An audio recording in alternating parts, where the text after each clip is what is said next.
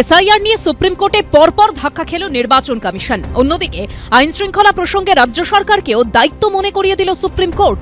সেই সঙ্গে বহু সাধারণ মানুষের উদ্বেগ দূর করে সুপ্রিম কোর্টের প্রধান বিচারপতি সূর্যকান্ত, বিচারপতি দীপঙ্কর দত্ত এবং বিচারপতি জয়মাল্য বাগচির বেঞ্চ সোমবার জানিয়ে দিয়েছে, শুনানিতে প্রামাণ্য নথি হিসেবে নিতে হবে মাধ্যমিকের অ্যাডমিট কার্ড।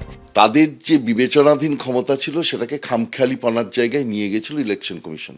মাধ্যমিক পরীক্ষার অ্যাডমিট কার্ডকে মান্যতা দেওয়া হতো জন্ম তারিখ নির্ধারণের ক্ষেত্রে। শুধু সার্টিফিকেট কথাটা বলার জন্যে লাখ লাখ মানুষ তারা বাদ হয়ে যাচ্ছিল।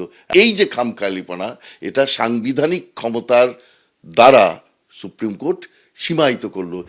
এর আগেই আবেদন জানানো হয়েছিল যাতে এসআইআর এর ক্ষেত্রে মাধ্যমিকের অ্যাডমিট কার্ডকে নথি হিসেবে বিবেচনা করা হয়, কিন্তু সেই আবেদন নাকচ করে দেয় নির্বাচন কমিশন। তাদের বক্তব্য ছিল, মাধ্যমিকের অ্যাডমিট কার্ডকে বৈধ নথি হিসেবে অনুমোদন করা সম্ভব নয়। সোমবার সুপ্রিম কোর্ট জানিয়ে দিল, শুনানিতে অ্যাডমিট কার্ড প্রামাণ্য নথি হিসেবে নিতে হবে। কোন নথি কখন নেবেন, কেন নেবেন বা কেন নেবেন না, সেটা নির্বাচন কমিশন বুঝবেন, কিন্তু ভোটার তালিকা ত্রুটিপূর্ণ হলে শেষ দিন অবধি এসআইআর চলবে। আমরা চিঠি দিয়েছিলাম নিজে যে মাধ্যমিকের অ্যাডমিট কার্ড গ্রহণ করা হোক, তারা করেনি।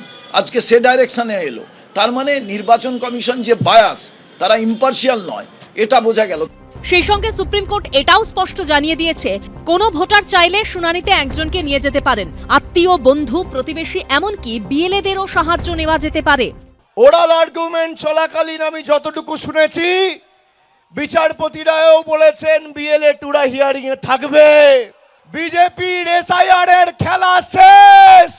যারা বাংলার মানুষকে খালি ভাতে মেরে চুপ করে বসে থাকেনি, আমাদের মৌলিক অধিকার ভোটাধিকার কেড়ে নিতে চেয়েছে, তাদের দু গালে দুটো কষিয়ে থাপ্পড় মেরেছে দেশের সর্বোচ্চ আদালত। ভোটার তালিকা ত্রুটিপূর্ণ হলে শেষ দিন অবধি এসআইআর চলবে।